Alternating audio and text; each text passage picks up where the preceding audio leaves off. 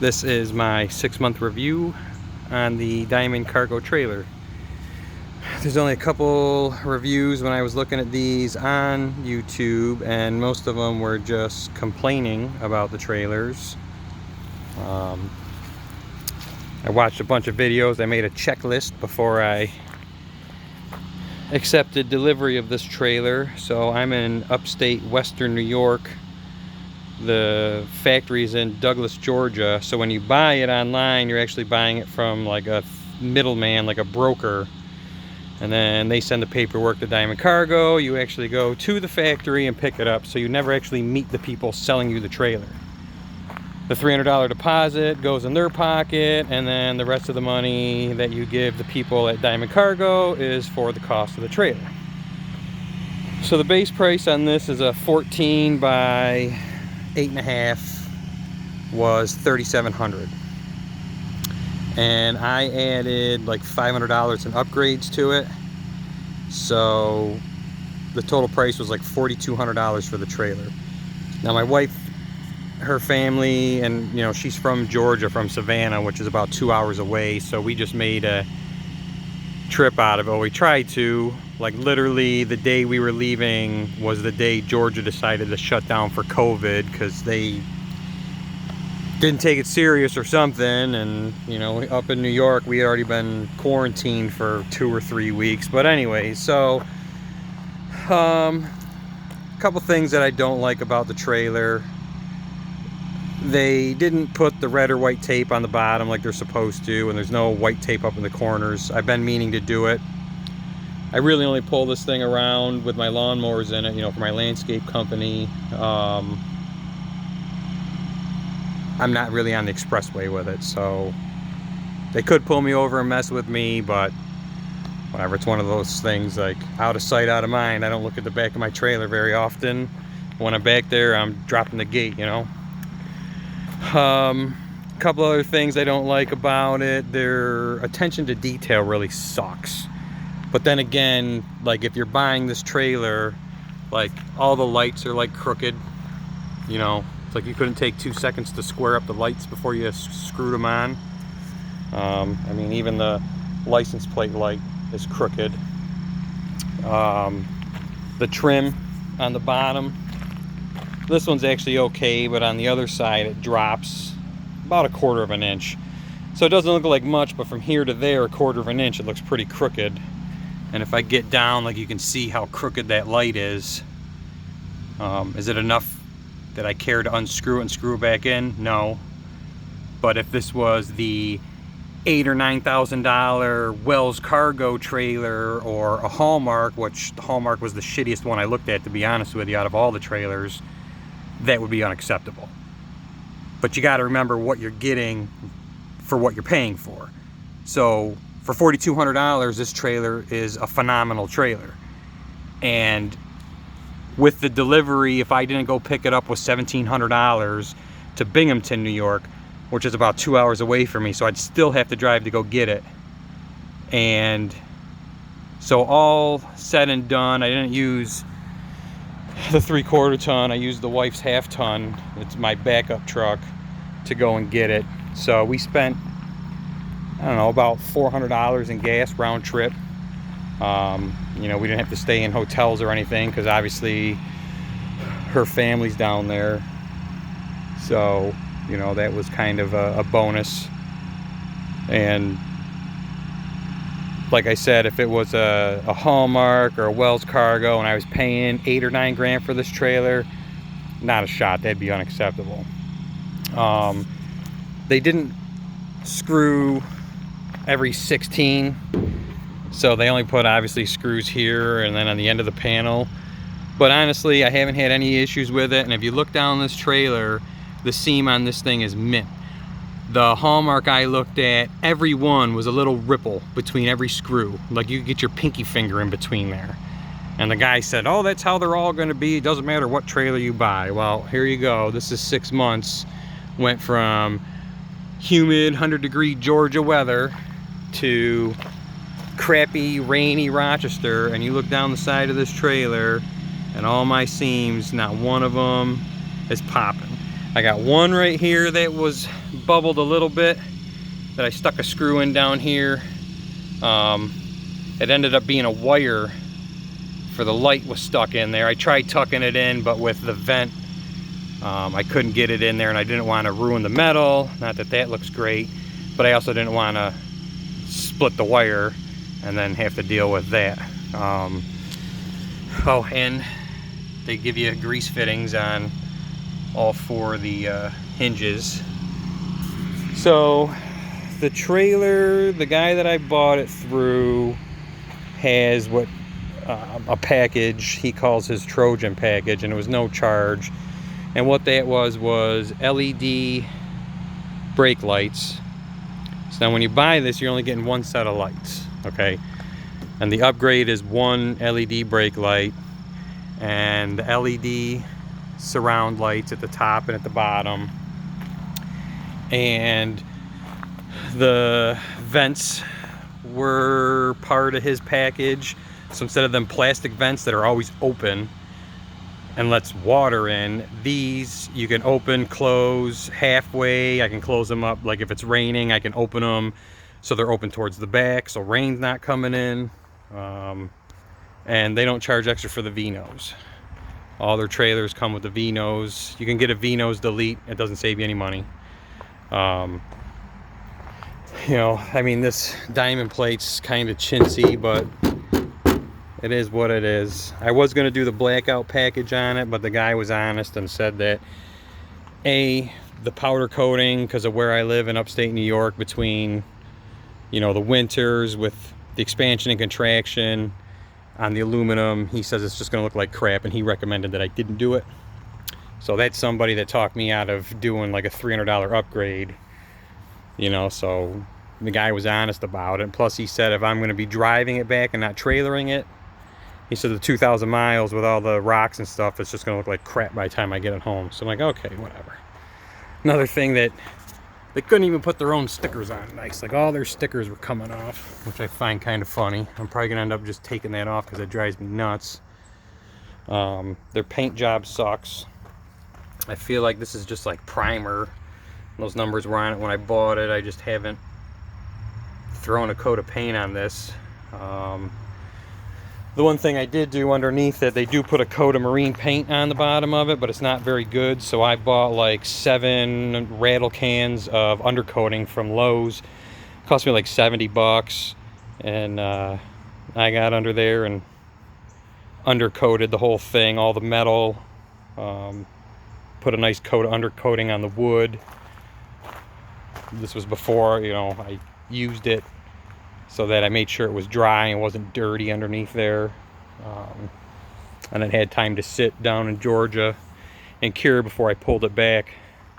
I know some of the reviews I've seen, they say that all they do is blast through the frame and stick the wires through. That was one of the things I checked. Everything is cut with a nice, you know, circular drill bit, rubber grommets, and the wires pulled through with the grommets. See if I can find one under here. Yep, there you go. I don't know if that's coming out or not, but you know, so through the whole frame. But this is the stuff that irritates me. This, hell, I don't even know how I haven't seen this. All these little weld wires were stuck all over the trailer. You know, they didn't take the time to break them off. But then again, you got to think, for $4,200, what do you expect? If it was $8 grand or $9 grand, then I got a problem with that. So I mean, they were all over, up in the wheel wells. You know, there were some sharp little hunks of metal. Like here's one that sticks out that I filed down a little bit. You know, and the other thing that sucks too is they weld the end of the nuts. So if you ever have to change any of your shackles or anything, you're SOL. You got to torch them off. So, you know, you can't just pull them off and replace bushings or anything. You've got to actually torch the bolts off and replace bolts and everything, which kind of sucks. The axles they put on are Lippert axles, which, I mean, I think Dexter, my other 3 trailers have Dexters on them. I think Dexter is probably #1, but a Lippert is a close second. in my opinion. So some of the upgrades I did, I upgraded to the black rims to match my truck, the radial tires. This I added on because it's just bent over like this. And I decided I was going to try and duck under the wire with my trimmer. I caught the edge of it, put a little dent in it. That pissed me off, so I went to Lowe's, bought a 6-foot piece of corner aluminum, and I screwed it on there myself, so just to kind of protect it. I don't think it doesn't look great, but I don't think it looks bad. The other upgrade I did was dual LED brake lights, because anybody who has one of these with the single lights, you can tell they're up high, they're not noticeable. And I added LED reverse lights. These are awesome, especially now up here. It's getting later in the year, it's starting to get dark earlier, so you're working to dark, and then you got to back in your driveway. There's no question as to what's behind you or where you're heading.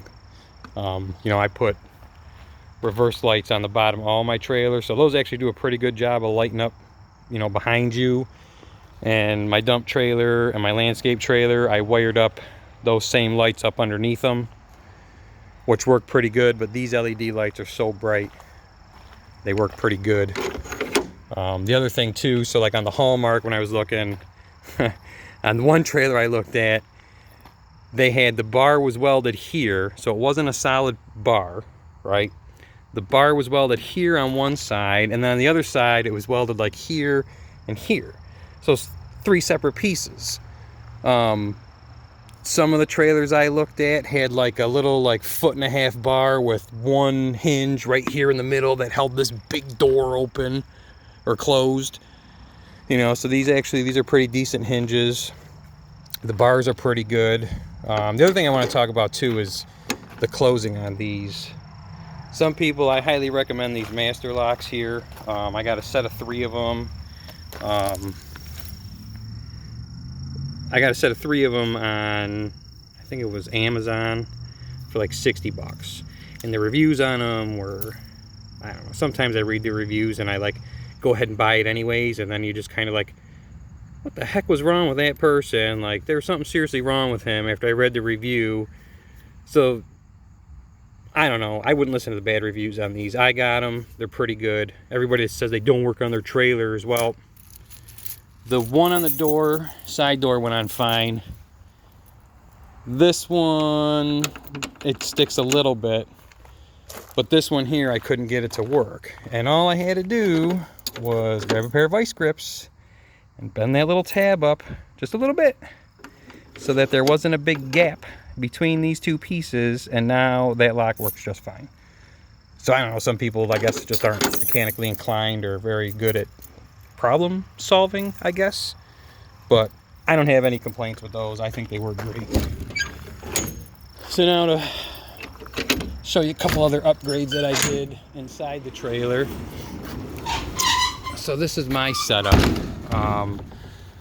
The one thing that I didn't like was they didn't offer the landscape ramp. I would have paid for that. So I got this stupid wood flap I got to flop down. Honestly, it's not that big of a deal. It's after the first couple weeks of cutting, it's like tying your shoes. It's just, you go through the motions of opening and closing the trailer. But it does still suck that they didn't offer that. The spring assist is phenomenal. This gate weighs like nothing. It's so easy to put up and take down, like minimal effort, which is pretty nice. I went with plywood on the floor.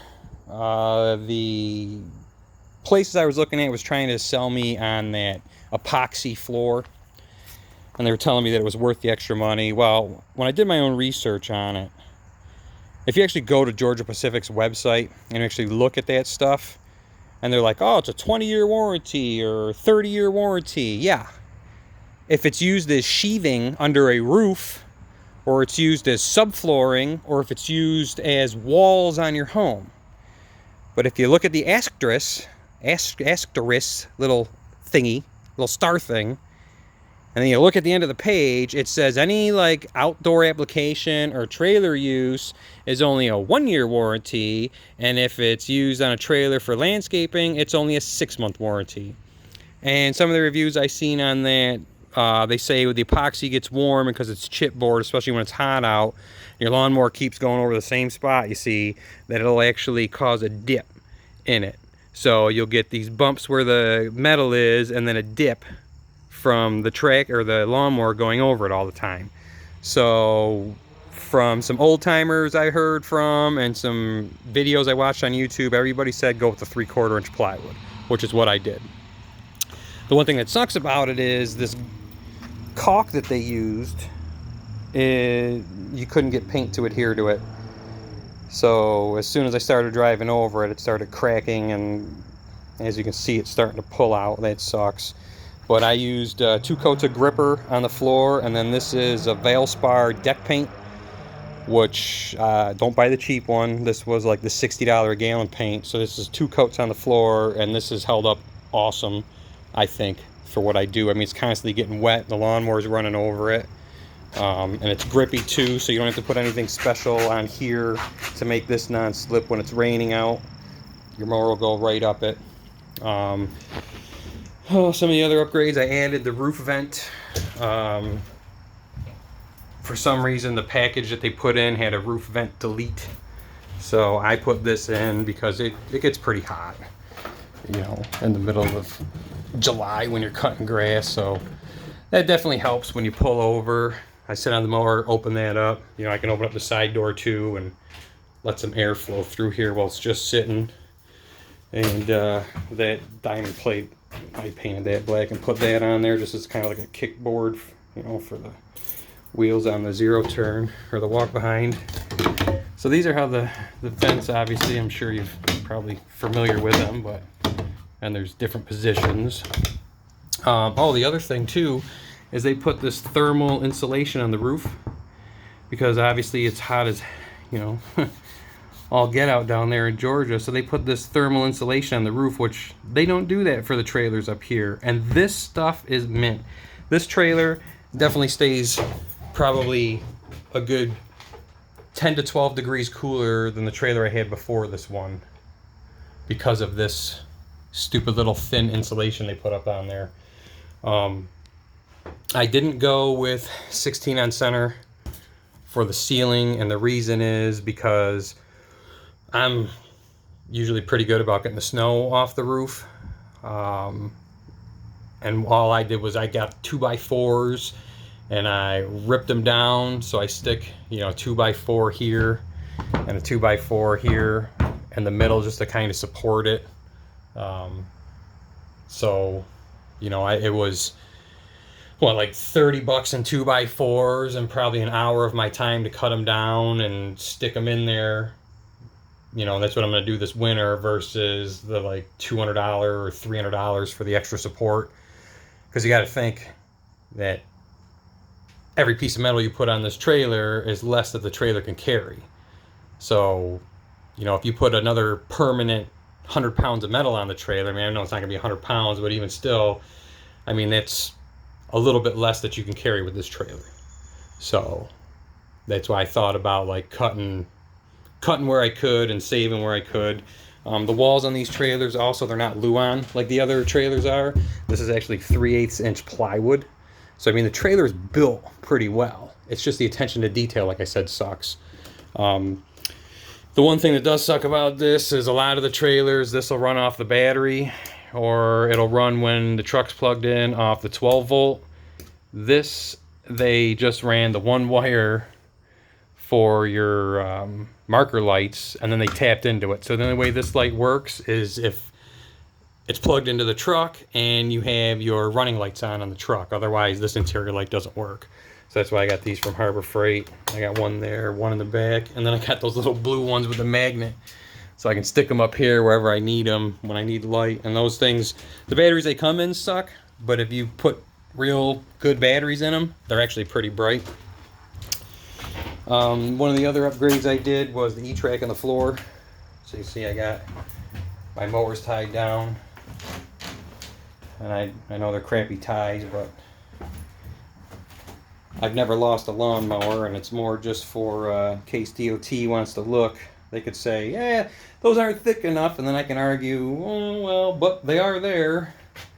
So this is just some black rubber mat. I bought a package of it from Harbor Freight. I think it cost me like $3, and I just cut it to fit in there, and I did that just so the grass and dirt, try and keep it out of there, because once it gets in there and gets packed down, the trailer's just going to stink, and there's no getting that smell out of here. So, I mean, you can see there's still some in there, but I can blow it out. It's not like all stuck in the E-Track itself. So now with this, the E-Track, having them do it, and they actually weld this to the frame when they're building the frame of the trailer. So they put this in, and then they do the plywood up to it. So this is actually, there's like a backer plate in there. It's welded to the frame, and then like underneath here is more screws where they screw it down, and then they put the plywood up to it with this nice trim. So that, if I bought a trailer, because all the trailers up here are built how they want them, and then they try and sell you like, oh, it's got this package and that on it. It's like, well, I don't want that crap. It's useless to me. They want $25 a foot to install this. And that's just them coming in and half-ass routering it out and then using screws to screw it down to the frame. Or they would just lay it on top so it wouldn't be level like it is this way and screwing it down. And that's like $20 a foot. Well, this, when you buy it with the trailer, I want to say it was like $7.50 a foot. Maybe $10 at the most a foot to have it installed at the factory, welded to the floor. So I got that on both sides, so I don't have to mess around, figuring out how I want to tie my mowers down. And they asked me if I wanted to delete the D-rings. They would just put them, loose on the floor, and I could do whatever. And I was like, well, screw it, just put them on. If it's not going to cost any money. So I got the D-ring there in the front. I got the D-ring there, 10 inches back.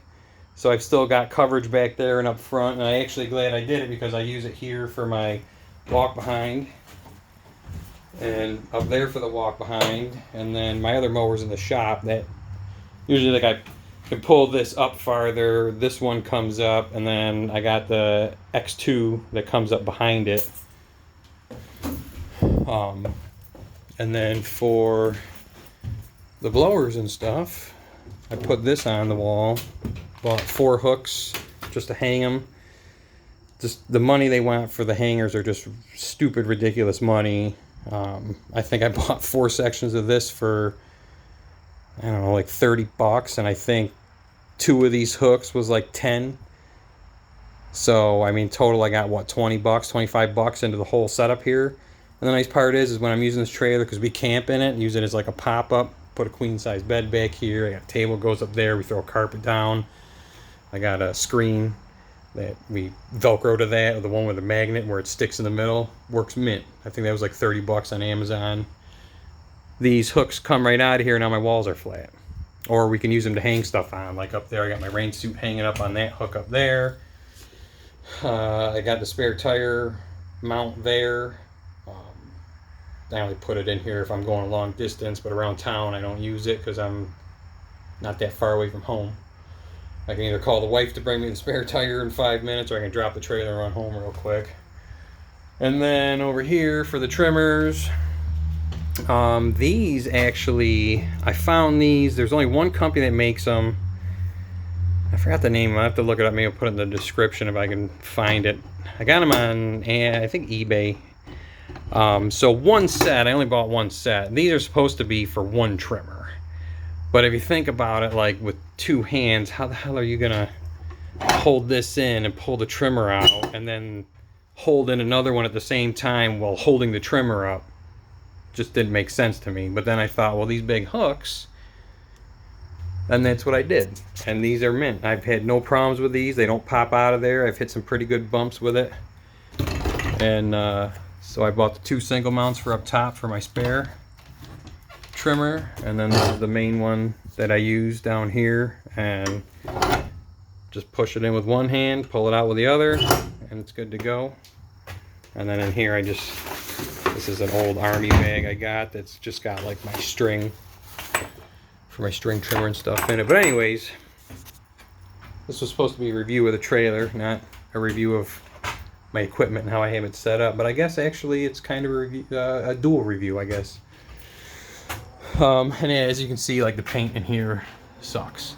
I mean, they are definitely not professional painters. I mean, it's starting to rust in some spots. So I'm definitely glad I got underneath the trailer and did the undercoating. But they did a phenomenal job painting the fender. Right?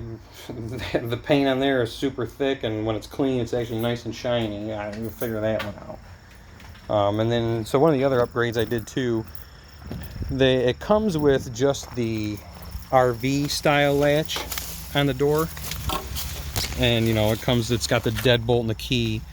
I added this. So what I do when we're camping is I'll lock this shut so they can't lock us in there, and then when this opens up and swings down, it acts as kind of like a handle. I put a step down here, and now with the RV latch style door, now it's a normal RV door, and you know, I got the screen in there.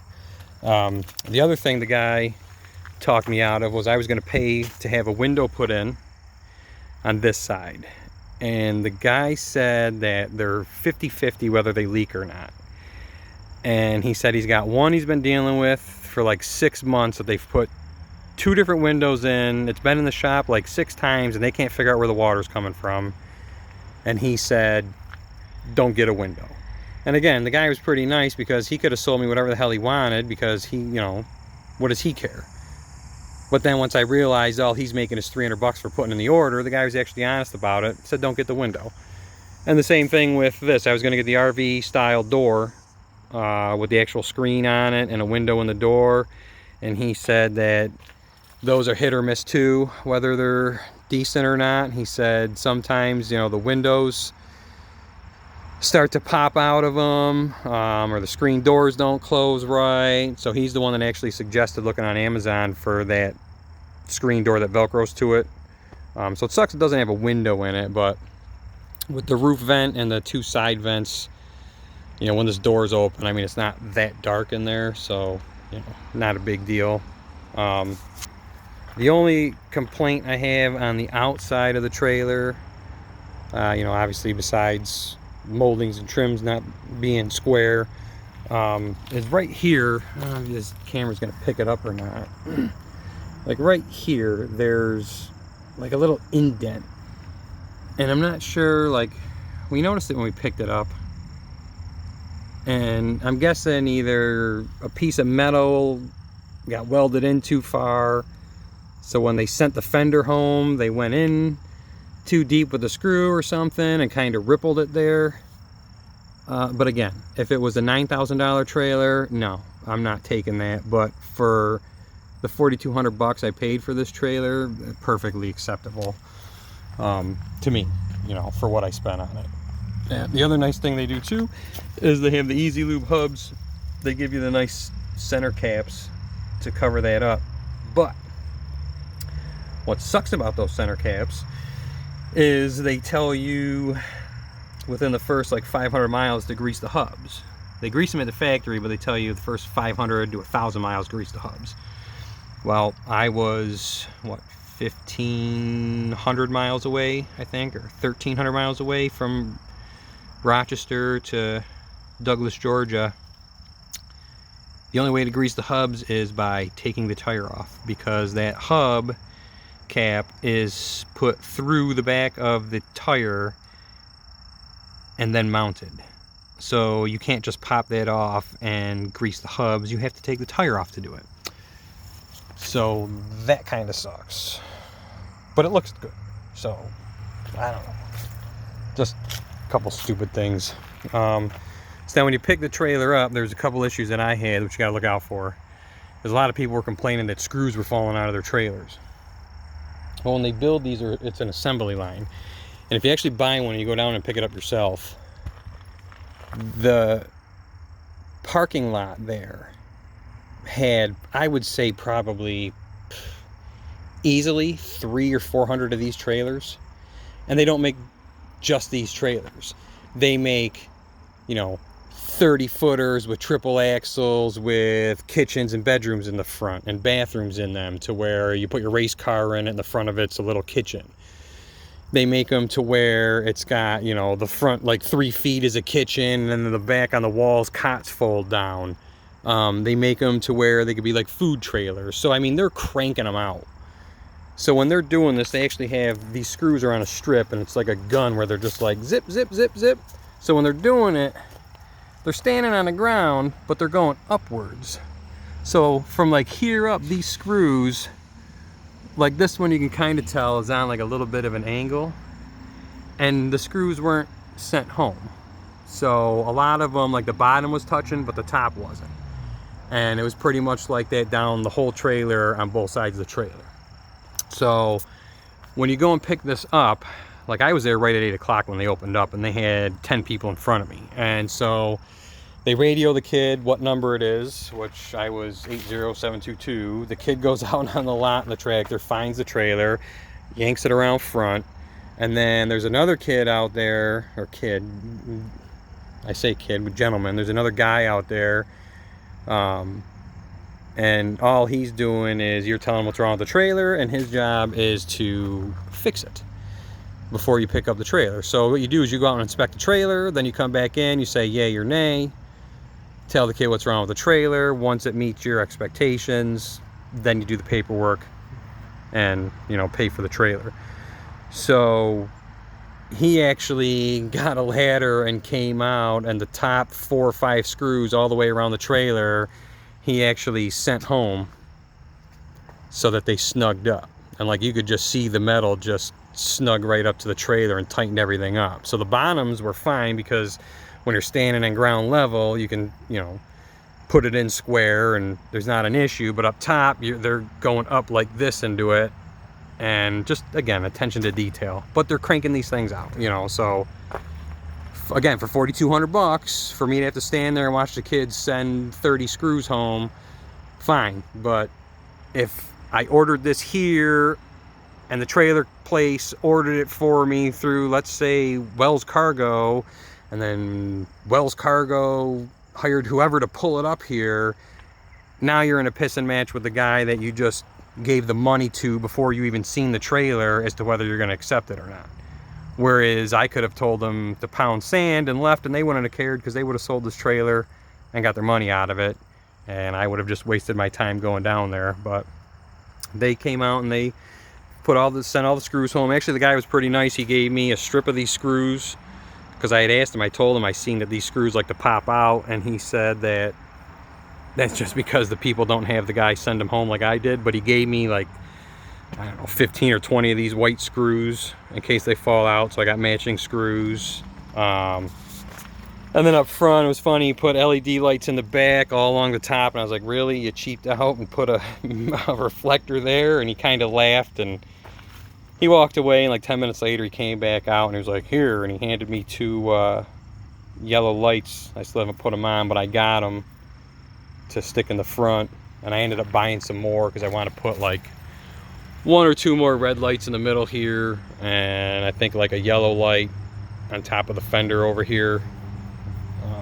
The wire's there. All you gotta do is just, you know, drill a little hole, stick the wire through, get one of those blue crimps, like wire crimps, to attach it to it. I mean, that's pretty much how they did all the lights around the trailer. And then, so I had a couple lights that didn't work when I picked it up, like the plate light didn't work. But I guess the issue with this is there's like a little tab back there, so it grounds to the metal skin of the trailer. And he says over time, from vibration, that tab starts to bend out and stops making contact with the trailer. So he said take the screws out, pull the tab back out a little bit so it's springy again, screw the things back in, and it'll be brand new. Which this one had that issue. I had to pull this one off, bend the little tab out, and now it's back to being full strength as far as the brightness again.